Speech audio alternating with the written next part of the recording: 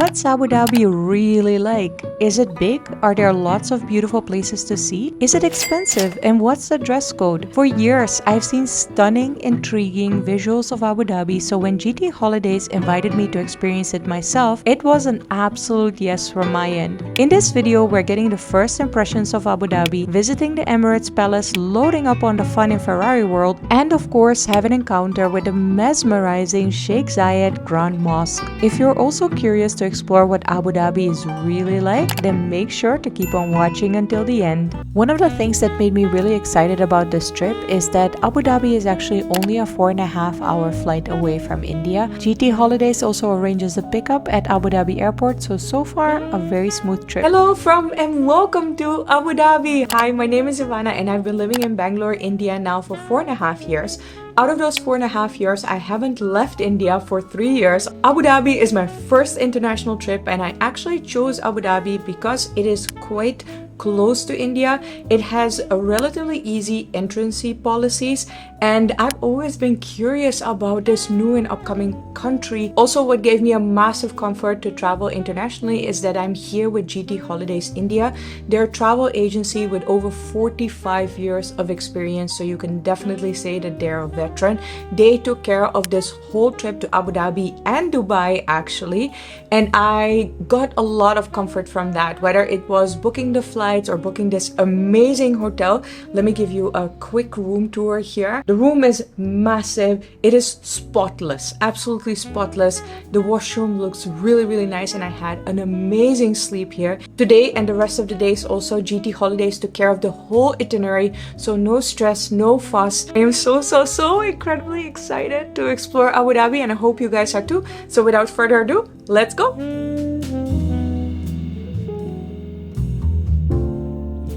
First impressions of Abu Dhabi, it is massive. Definitely compared to Bangalore, the buildings are so tall. Obviously, I know Dubai is much taller, but it is just like, whoa, there's so much space. There's so many driving lanes. The lanes are so wide also. There's so much greenery actually also. I did not expect that at all. There's a lot of greenery.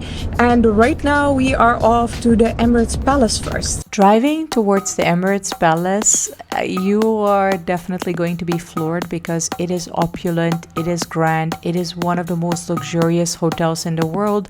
And you also must be wondering, like I was, how expensive is this going to be? Well, actually, you don't necessarily have to be a guest of the hotel to visit. I share that information a lot in my luxury hotel videos in India.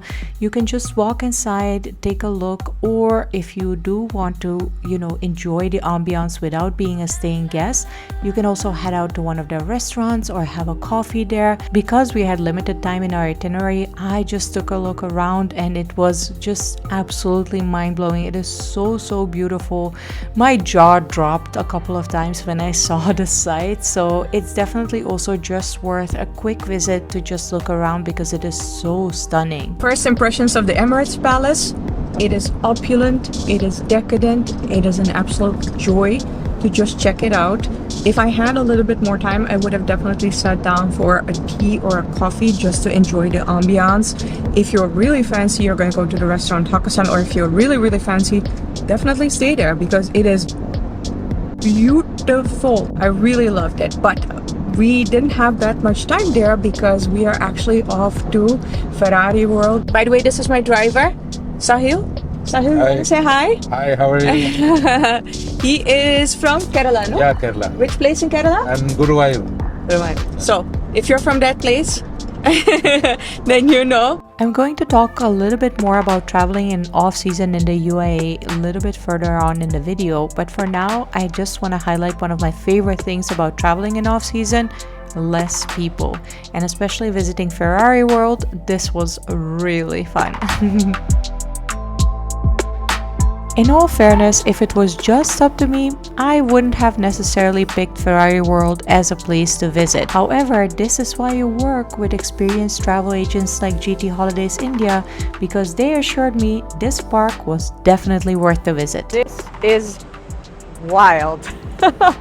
I never expected to be so overwhelmed by a theme park built around a car brand. But then again, It is Ferrari, right? Ferrari, obviously. Let me pronounce it properly. Ferrari has that swag where you can make a nickname for it. My goodness, there is a huge roller coaster behind me. Obviously, we're going in that. There is a whole food court. The whole architecture of the building leaves you in awe. Let's call it like that. Every corner where you look, there's something pretty going on, or there's a wild ride going on behind me. There are Ferrari cars, different types of varieties everywhere. I almost feel like it's a mix between a museum, a theme park, but then there's also a mall and like shopping area, and I'm like, I need to take this all in.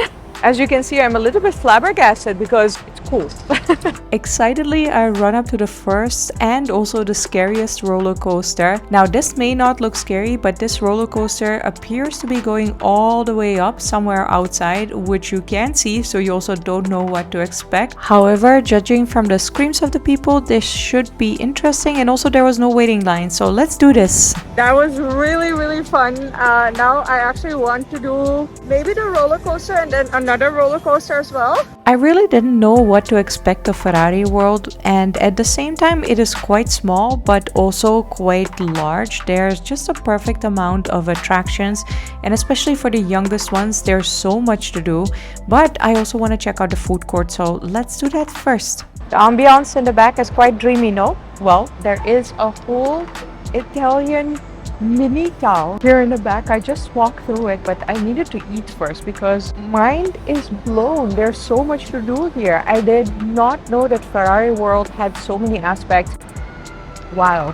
I am actually going to opt for non-Italian food because I saw this Beyond Burger. It's a vegan burger. I have seen it in so many online videos and everybody says that it really, really tastes like meat. I am vegetarian, in case you don't know, so I was always very curious to try this. I did not start out vegetarian. I turned vegetarian, so that's actually really good. 95% on point. Yum. So gonna have lunch first and then finally take the ride that I was most looking forward to. Basically, these are toy Ferraris on a railing, and it simulates you driving a Ferrari through the Italian landscape, visiting various Italian towns. I thought it was such an original attraction and absolutely perfect after lunch, because even though I thought the line was long, I thought it would be perfect to let my lunch settle down, and then it only took 15 minutes to get in. that was really fun, very relaxing. Perfect after lunch thing, activity to do, or like a ride to take. Well, I went on basically all the rides except this one actually. I did go on this roller coaster, I did go on the airplanes, I did go on that wild ride that you hear people screaming in from now. The only thing is you cannot bring your camera on the ride, so just keep that in mind. I guess it's also for safety reasons, so all good. Fun. I think my favorite was actually this roller coaster. I really enjoyed that one. It's not too scary, but it is enough thrill. The other one might be a little bit scary. If you're scared of roller coasters, then that one might not be for you. And then this one, I don't know, I'm just not feeling this one after post-lunch. Oh, I really love the ride where you also drive the cars in the water. Despite not being able to film on the rides, I hope you got a good impression of Ferrari World. I really truly enjoyed it. Even as a solo traveler, I had so much fun. But what I wanted to say is it's good for solo travel, but predominantly I think it's really a family holiday destination. So whether you're going with, elders or with small children, especially children between 2 and 5, I think they will really love it. Also, I think if you love beautiful luxury brands and amazing sports cars, then Ferrari World, oh my goodness, it just has so much for a lot of different people. But yeah, predominantly a family destination. The rides there are not that many rides, and a lot of rides were also closed because it is off season right now. Fun fact, actually in UAE, it is off season between, let's say, May until end of August, because it is actually super hot. Even right now, it is 36 degrees and it is 5 p.m. This afternoon, it was 40 degrees. A couple of days earlier, it reached 50 degrees. But all of Ferrari World is inside. It is all air conditioned. So even though, the rides were a little bit limited, I had so much fun for 5 hours, and I'm really a little bit tired right now, but I had so much fun. So yeah, definitely would recommend it. Currently, we're driving back to Abu Dhabi because we still have to see the famous mosque, and I'm really looking forward to that. So let's go and see what it's like. Now, obviously, the Sheikh Zayed Grand Mosque is a place of worship. However, I have seen it on Instagram so many times where it was just absolutely stunning. So I think also as a non-religious person, it is wonderful to see such beautiful places of architecture. And I was absolutely thrilled that after years of just seeing pictures of it, seeing videos on it, I was about to encounter it for myself in real life.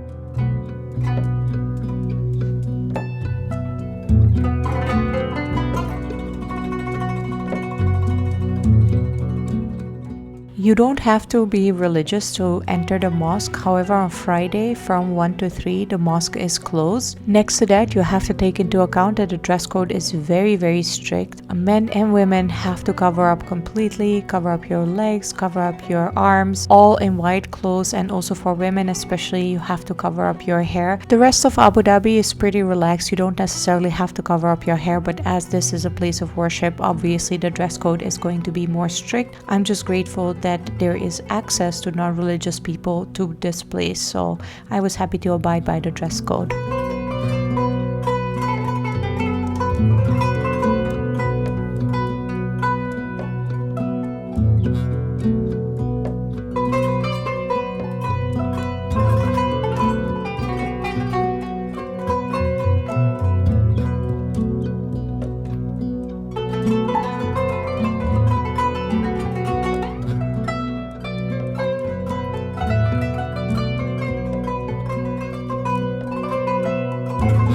First impressions of the Sheikh Zayed Grand Mosque, absolutely breathtaking.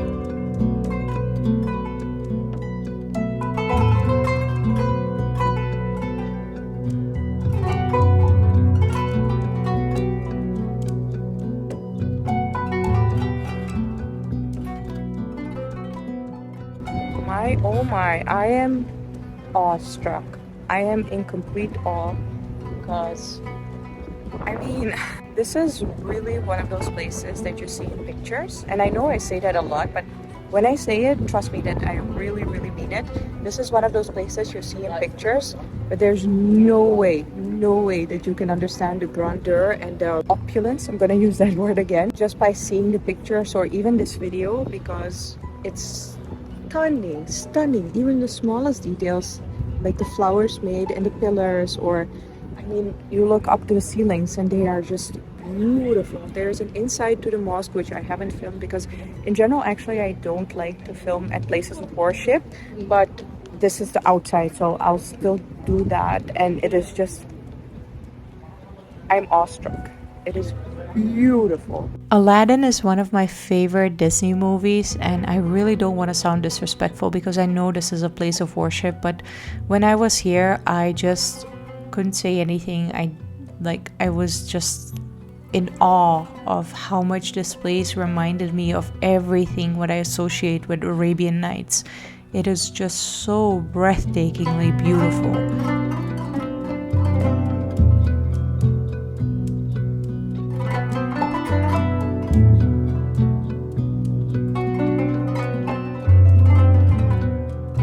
Wow, I got so lucky with this experience because actually I was supposed to go in the morning when obviously there wouldn't have been a sunset.